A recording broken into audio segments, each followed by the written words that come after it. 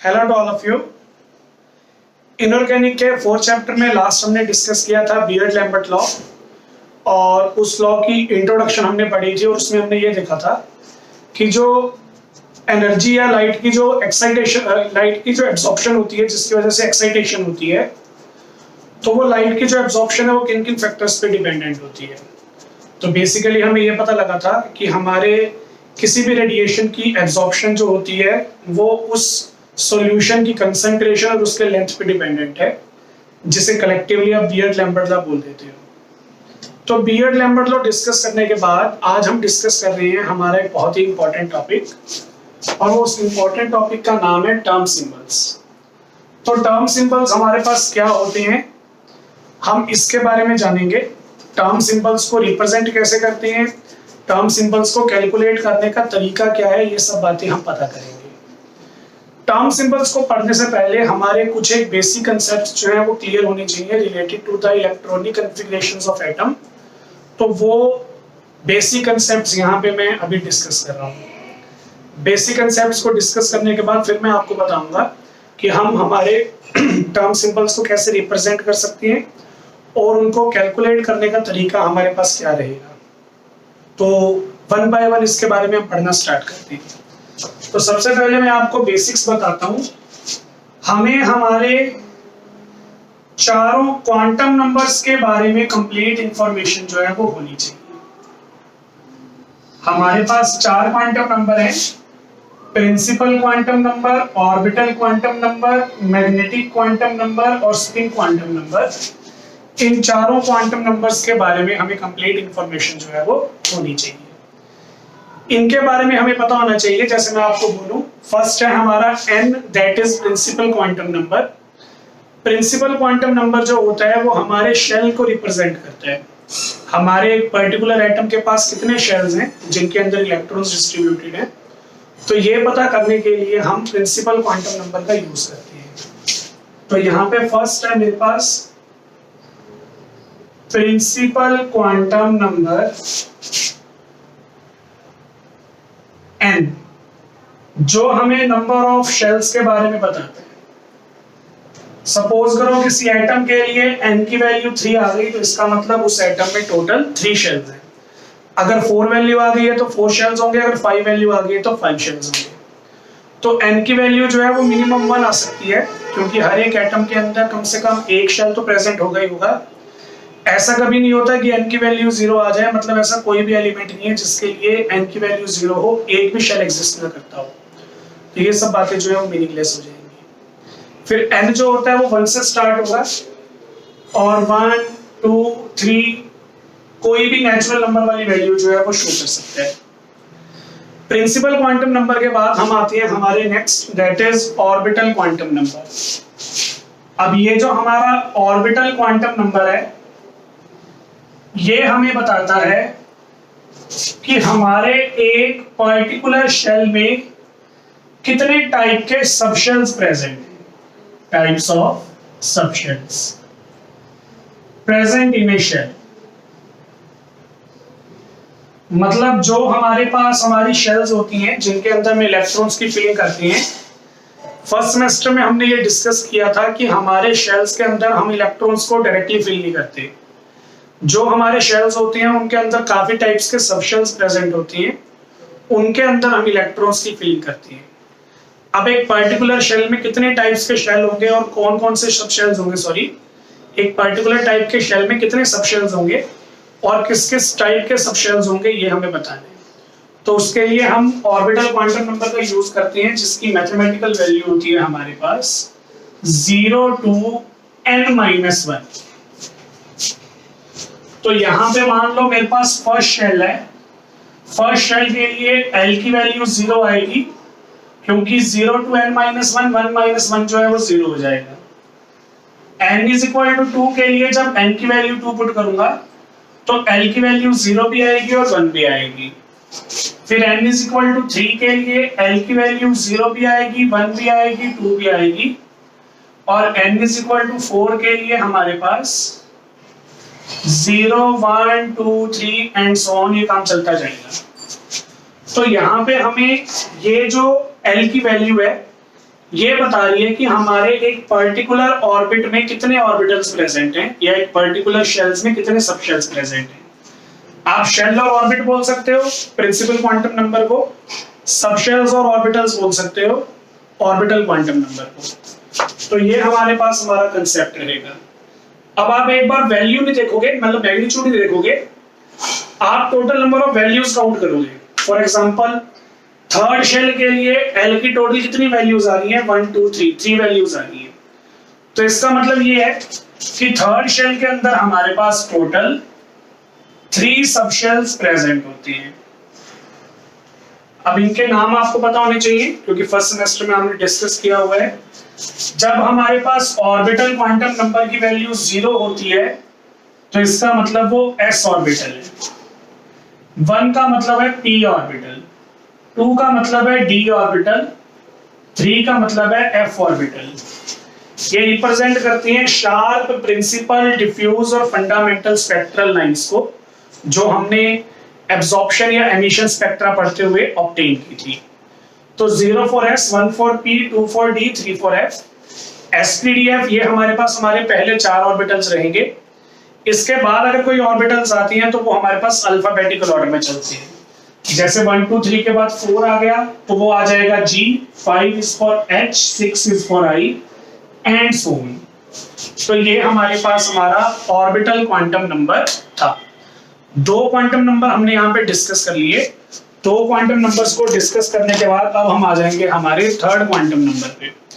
Third quantum number है हमारा magnetic quantum number. Third one is magnetic quantum number.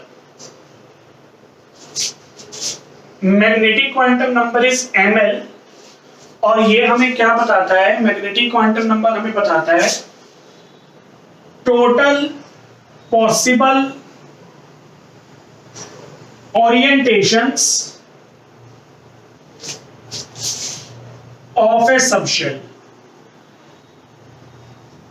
यानी कि जिन ऑर्बिटल्स या सबशेल्स की मैंने यहां पे बात की है, इनके 3 डायमेंशनल स्पेस में कितने पॉसिबल ओरिएंटेशंस हैं उसके बारे में हमें मैग्नेटिक क्वांटम नंबर बताएगा। ओरिएंटेशंस वाली बात थोड़ी सी ऑकवर्ड आपको लग सकती है, तो इसको सिंपलीफाई करने के लिए मैं बोल देता हूं कि जो हमारा मैग्नेटिक क्वांटम नंबर होता है वो हमें ये बताता है कि जो हमारा S सब शेल है, P सब शेल है, D सब शेल है या F सब शेल है, ये आगे फर्दर कितने टाइप्स की हो सकती हैं, इनकी आगे कितनी टाइप्स पॉसिबल हैं, S ऑर्बिटल कितने टाइप का होता है, P ऑर्बिटल कितने टाइप का होता है। तो इनकी फर्दर टाइप्स को एक्सप्लेन करने के लिए हम मैग्नेटिक क्वांटम नंबर का यूज करते हैं। इसकी वैल्यू हम कैलकुलेट करते हैं -L2 + L, यानी कि ml का जो आंसर है वो भी रेंज में आएगा।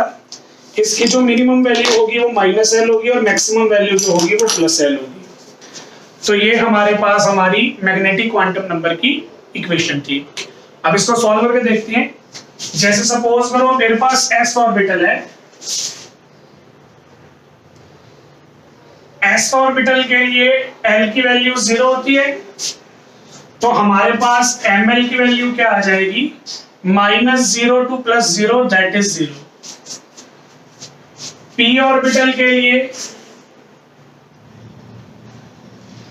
l की वैल्यू जो होती है वो 1 होती है, तो हमारे पास यहाँ पे आ जाएगा -1 to +1, 3 वैल्यूज कवर हो जाएंगी, -1, 0 और +1। सिमिलरली d ऑर्बिटल के लिए l की वैल्यू 2 होती है, मैं यहां से देख रहा हूं, ml की वैल्यू आ जाएगी -2 to +2 दैट इज -2, -1, 0, +1 और +2। और लास्ट हम एक बार डिफाइन कर देते हैं f ऑर्बिटल के लिए। f ऑर्बिटल के लिए हमारे पास l की वैल्यू 3 होती है, जिसके लिए ml की वैल्यू आ जाएगी -3 +3, तो -3 -2 -1 0 +1 +2 और +3, ये हमारे पास हमारे मैग्नेटिक क्वांटम नंबर की वैल्यू आ गई हमारे मेन 4 सबशेल्स के लिए। अब आप यहाँ पे देखो s ऑर्बिटल के लिए ml की सिर्फ सिंगल वैल्यू आ रही है, दैट इज 0। तो इसका मतलब s ऑर्बिटल की नेचर में एक ही ओरिएंटेशन होती है, यानी कि s ऑर्बिटल एक ही टाइप का होता है, इसके फर्दर सब डिविजन्स नहीं होते। लेकिन ऐसा पीडीएफ में नहीं है। अगर आप पीडीएफ में देखो यहाँ पे p ऑर्बिटल जो है उसकी 3 ओरिएंटेशंस हैं, मतलब p ऑर्बिटल 3 टाइप के होती हैं, px, py और pz। d जो है उसके लिए ml की 5 वैल्यूज आ रही हैं, मतलब 5 ओरिएंटेशंस एग्जिस्ट करती हैं d ऑर्बिटल की, तो वो है dxy, dyz, dzx, dx² - y² और dz²। और लास्ट है हमारे पास हमारा f ऑर्बिटल। f ऑर्बिटल के लिए ml की 7 वैल्यूज आ रही हैं, मतलब f ऑर्बिटल जो होता है उसके 7 ओरिएंटेशंस पॉसिबल हैं, fx3, fy3, fz3, fx²y, fy²z, fz²x और fxyz। तो ये 7 ओरिएंटेशंस हमारी पॉसिबल होती हैं हमारे ml के लिए f ऑर्बिटल की। तो ये हमारे पास हमारा थर्ड क्वांटम नंबर था, that is magnetic quantum number. अब आ गए हैं हम हमारे लास्ट क्वांटम नंबर पे, जिसके बारे में हमें पता होना चाहिए टॉपिक को स्टार्ट करने से पहले, वो है हमारा spin quantum number. Spin quantum number को आप s से डिनोट कर देते हैं, कई बुक्स में ये ms से भी डिनोट होगा, जैसे ये वाला था ml, तो ये होता है ms। तो दोनों सिंबल्स यूज कर लिए जाते हैं, पर मैं यहाँ पे s सिंबल यूज करूंगा और थ्रू आउट द टॉपिक मैं s वाला सिंबल यूज करूंगा। तो स्पिन क्वांटम नंबर जो है वो हमें एक पर्टिकुलर ऑर्बिटल के अंदर इलेक्ट्रॉन की स्पिन के बारे में बताता है। अब एक पर्टिकुलर ऑर्बिटल में हमारा जो इलेक्ट्रॉन होगा वो या तो होगा क्लॉकवाइज या होगा एंटी क्लॉकवाइज, दो ही ओरिएंटेशंस पॉसिबल है। तो अगर हमारा इलेक्ट्रॉन जो है वो क्लॉकवाइज है, जिसे आप अपवर्ड एरो से शो कर सकते हो, उसके लिए हम स्पिन क्वांटम नंबर की वैल्यू असाइन करते हैं +12। और अगर आपका इलेक्ट्रॉन एंटी क्लॉकवाइज है, जिसे आप डाउनवर्ड एरो से शो करते हो, उसके लिए स्पिन क्वांटम नंबर की वैल्यू हम असाइन करते हैं -12। तो ये हमारे पास हमारा स्पिन क्वांटम नंबर है, दो ही वैल्यूज इसकी पॉसिबल होती हैं। तो ये चारों क्वांटम नंबर्स के बारे में हमें पता होना चाहिए, ताकि हम टर्म सिंबल्स को अच्छे से कर सकें। एक पोर्शन हमने पता कर लिया जो हमें अच्छे से पता होना चाहिए, जिसके बारे में नॉलेज होनी चाहिए। सेकंड जो यहाँ पे पोर्शन है, जो टर्म सिंबल करने से पहले हमें पता होना चाहिए, वो है हमारे इलेक्ट्रॉन फिलिंग के रूल्स। तो इलेक्ट्रॉन्स की फिलिंग करने के लिए पर्टिकुलर शेल्स और सबशेल्स में हमारे पास हमारे 3 बेसिक रूल हैं, वो है अफबाउ प्रिंसिपल, पॉलिश प्रिंसिपल और hertz rule of maximum multiplicity. तो आपको यहाँ पे हर्ट्ज रूल, पॉलिश प्रिंसिपल और अफबाउ प्रिंसिपल भी बताना पड़ेगा। स्टार्ट करता हूं सबसे पहले अफबाउ प्रिंसिपल से।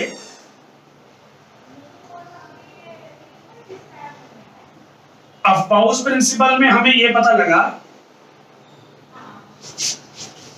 जो हमारे मल्टी इलेक्ट्रॉन सिस्टम्स हैं, मतलब ऐसे एटम्स जिनमें एक से ज्यादा इलेक्ट्रॉन आ रहे हैं, तो हाइड्रोजन को छोड़ के बाकी जितने भी एलिमेंट्स हैं वो मल्टी इलेक्ट्रॉन है। हाइड्रोजन के अंदर एक इलेक्ट्रॉन है, उसको छोड़ के बाकी सभी एलिमेंट्स में एक से ज्यादा इलेक्ट्रॉन है।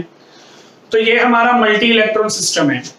अब अफबाउ प्रिंसिपल ने ये बोला, कहते कि जब आप मल्टी इलेक्ट्रॉन सिस्टम में इलेक्ट्रॉन्स की फिलिंग करते हो, तो उसमें आपको इस चीज का खास ख्याल रखना है कि आपको इलेक्ट्रॉन्स की फिलिंग करनी है from lower energy to higher energy orbitals.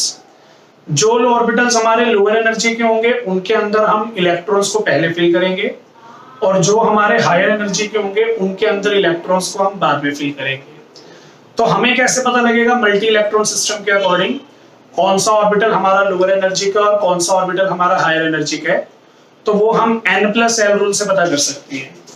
तो अफबाउ प्रिंसिपल में सबसे पहले हमें ये पता लगा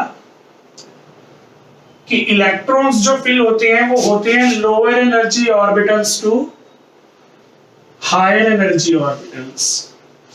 लो एनर्जी वाले ऑर्बिटल्स में इलेक्ट्रॉन पहले फिल करो और हायर एनर्जी वाले ऑर्बिटल्स के अंदर इलेक्ट्रॉन जो है वो बाद में फिल करो। तो ये हमारे पास हमारा क्राइटेरिया रहेगा। अब इसके अंदर हमें कैसे पता लगेगा कौन लो एनर्जी का और कौन हाई एनर्जी का? तो उसके लिए हमारे पास n+l रूल होता है। जैसे सपोज करो मेरे पास ये वाले दो ऑर्बिटल्स आ गए और मुझे इन दोनों ऑर्बिटल्स में से ये बताना है कौन सा लो एनर्जी का और कौन सा हाई एनर्जी का। तो बड़ा सिंपल सा कंसेप्ट है। देखो ये दो मेरे ऑर्बिटल्स आ गए। पहला ऑर्बिटल है 3s जिसमें n की वैल्यू है 3 और s के लिए l की वैल्यू होती है 0। सिमिलरली 2p में n की वैल्यू हमारे पास 3 है और p के लिए l की वैल्यू 1 है। तो हमें दोनों के लिए n+l की वैल्यू निकाल लेनी है। अब इसके लिए n+l की वैल्यू आएगी 3, इसके लिए सॉरी यहाँ पे n की वैल्यू 2 थी, मैंने थोड़ी सी मिस्टेक कर दी थी। यहाँ पे हमारे पास n+l की वैल्यू आएगी 3 और यहाँ पे भी हमारे पास n+l की वैल्यू आएगी 3। तो n+l रूल हमें ये बोलता है कि हमने हमारे सभी ऑर्बिटल्स के n+l की वैल्यू निकालनी है। जिसकी n+l की वैल्यू लो आएगी वो होगा लोअर एनर्जी का और जिसकी n+l की वैल्यू हाई आएगी वो होगा हायर एनर्जी का। तो आप ऐसे सभी ऑर्बिटल्स के n+l की वैल्यू निकाल लो। जिनकी लो एनर्जी है उनके अंदर इलेक्ट्रॉन्स पहले फिल होंगे, मतलब उनकी लो वैल्यूज होंगी, और जिनकी हाई वैल्यूज होंगी उनके अंदर हाई एनर्जी है वो बाद में फिल होंगे। मैंने जो आपको यहाँ पे एग्जांपल दिया उसमें n+l की वैल्यू दोनों के लिए सेम आ गई। तो ऐसे केस भी आपको बहुत मिलेंगे जब आपके पास नंबर ऑफ ऑर्बिटल्स के लिए n+l की वैल्यू सेम आ जाए। जब आपके पास n+l की वैल्यू सेम आ जाएगी और आपको ये पता करना है कि कौन सा ऑर्बिटल हमारा लोअर एनर्जी का और कौन सा हायर एनर्जी का, तो आपने प्रेफर करना है लोअर शेल नंबर वाले ऑर्बिटल को। मतलब इन दोनों में से जो लोअर नंबर वाला शेल है वो है 2। तो लोअर नंबर वाला शेल जो होता है उसकी एनर्जी हम लो मान के चलते हैं और हायर प्रिंसिपल क्वांटम नंबर वाले शेल को हम हाई एनर्जी का कंसीडर करते हैं। तो ये हमारे पास हमारा कंसेप्ट रहेगा। ठीक है, क्लियर है? तो इस चीज का आप ध्यान रखोगे। तो इसी के अकॉर्डिंग हम सभी ऑर्बिटल्स को अरेंज कर सकते हैं lower energy to higher energy. वैसे इतना मत्था मारने की जरूरत नहीं है क्योंकि हमारे पास एक तरीका भी था, उस तरीके में हम डायग्राम के थ्रू एनर्जी ऑर्डर जो है वो एक्सप्लेन कर देते होते थे। जितने भी हमारे पास पॉसिबल ऑर्डर हैं हम वो सारे हॉरिजॉन्टल लाइंस में एक एक करके लिखेंगे। जैसे 1 के अंदर सिर्फ s होता है, 2 के अंदर s और p दोनों होती हैं, 3 के अंदर spd, 4 के अंदर spd है, फिर 5s, 5p, 5d, 5f, 6s, 6p, 6d, 6f, 7s, 7p। Downward arrow लगाने होते हैं कि वो आपके एलिमेंट्स को कट करें इस तरीके से।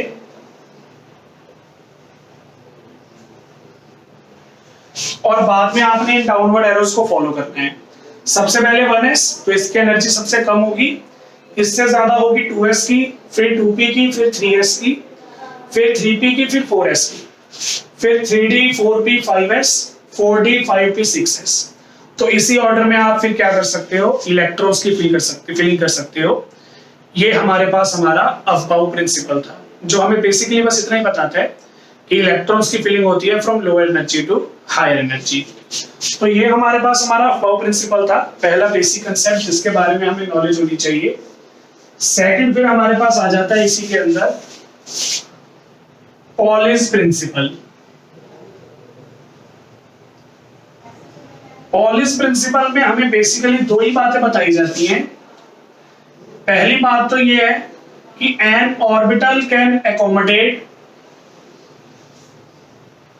Maximum 2 electrons. आप एक पर्टिकुलर ऑर्बिटल के अंदर 2 ही इलेक्ट्रॉन फिल कर सकते हो, 2 से ज्यादा नहीं कर सकते।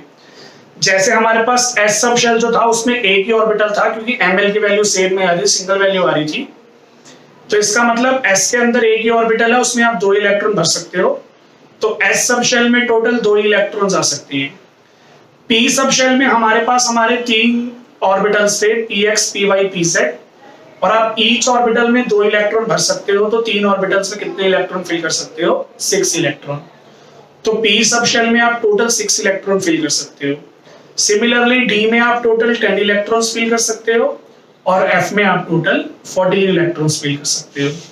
तो उसके बारे में हमें पॉलिस प्रिंसिपल ने बताया। दूसरी बात इसने ये बताई कि आप एक ऑर्बिटल के अंदर जो 2 इलेक्ट्रॉन फिल कर रहे हो उन दोनों की स्पिन जो है वो ऑपोजिट होनी चाहिए। अगर आप दोनों इलेक्ट्रॉन्स को सेम स्पिन का ले लोगे तो वहां पे रिपल्शंस होंगी, वो दोनों इलेक्ट्रॉन एक ऑर्बिटल में स्टेबल ही रहेंगे, वो फिर हमारी कंसेप्शन जो है वो गलत हो जाएगी। तो अगर आपके एक ऑर्बिटल में आप 2 इलेक्ट्रॉन फिल करते हो तो ये जरूरी है कि दोनों इलेक्ट्रॉन्स की स्पिन जो है वो ऑपोजिट होनी चाहिए। तो ये हमारे पास हमारा पॉलिस प्रिंसिपल था। आ गए हैं हम हमारे लास्ट प्रिंसिपल पे। लास्ट प्रिंसिपल है हमारा hertz rule of maximum multiplicity.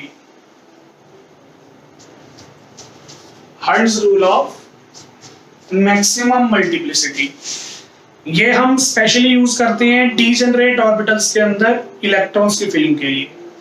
अब डीजेनरेट ऑर्बिटल्स कौन से होते हैं? जिन ऑर्बिटल्स की हमें एनर्जी सेम मिलती है वो हमारे डीजेनरेट ऑर्बिटल्स होती हैं। जैसे मैंने आपको बताया कि p सब शेल के अंदर 3 ऑर्बिटल्स हैं, px, py और pz। इन तीनों ऑर्बिटल्स की एनर्जी सेम होती है, इसलिए ये तीनों जो है वो डीजेनरेट ऑर्बिटल्स हैं। सिमिलरली d सब शेल के अंदर 5 ऑर्बिटल होते हैं, d सब शेल के 5 ऑर्बिटल्स की एनर्जी सेम होती है तो वो डीजेनरेट हैं। सिमिलरली f ऑर्बिटल जो होते हैं, f सब शेल जो होते हैं उनके अंदर 7 ऑर्बिटल्स होते हैं, वो भी सेम एनर्जी के, इसलिए हम उनको डीजेनरेट बोल देते हैं। तो हर्ट्ज रूल में हमें ये बोला गया, अगर हमारे पास डीजेनरेट ऑर्बिटल्स प्रेजेंट हैं, जैसे मैंने यहाँ पे d सब शेल को कंसीडर कर लिया, d सब शेल के 5 डीजेनरेट ऑर्बिटल्स मैंने आपको दिखा दिए। अगर हमारे पास डीजेनरेट ऑर्बिटल्स हैं और हमने उनके अंदर इलेक्ट्रॉन्स की फिलिंग करनी है तो हमें पहले डीजेनरेट ऑर्बिटल्स को सिंगली ऑक्यूपाइड करना पड़ेगा। मतलब सभी हमारे जो डीजेनरेट ऑर्बिटल्स हैं इनको पहले हम सभी को एक एक सिंगल इलेक्ट्रॉन दे देंगे। जब हमारे सारे डीजेनरेट ऑर्बिटल सिंगली ऑक्यूपाइड हो जाएंगे उसके बाद हम इलेक्ट्रॉन्स की पेयरिंग स्टार्ट करवाएंगे। तो उसके बाद हमने इस तरह से इलेक्ट्रॉन्स की पेयरिंग करवानी होती है। तो बस आपको इतना ही याद रखना है, डीजेनरेट ऑर्बिटल्स आपके पास प्रेजेंट होते हैं तो पहले सबको एक एक इलेक्ट्रॉन दो। जब सारे हमारे डीजेनरेट ऑर्बिटल सिंगली ऑक्यूपाइड हो जाएंगे आप उसी के बाद पेयरिंग करवा सकते हो, अदरवाइज नहीं करवा सकते। तो टर्म सिंबल्स को करने से पहले ये बेसिक कंसेप्ट्स हमें पता होने चाहिए। हमें चारों प्रिंसिपल क्वांटम नंबर्स के बारे में पता होना चाहिए और ये जो हमारे 3 रूल थे इलेक्ट्रॉन फिलिंग के उनके बारे में पता होना चाहिए। इसके बाद हम टर्म सिंबल्स का कंसेप्ट जो है वो स्टार्ट कर सकते हैं। तो बेसिक कंसेप्ट मैंने आपको करवा दिया है, इसी टॉपिक को हम कंटिन्यू करेंगे नेक्स्ट लेक्चर में। Thank you.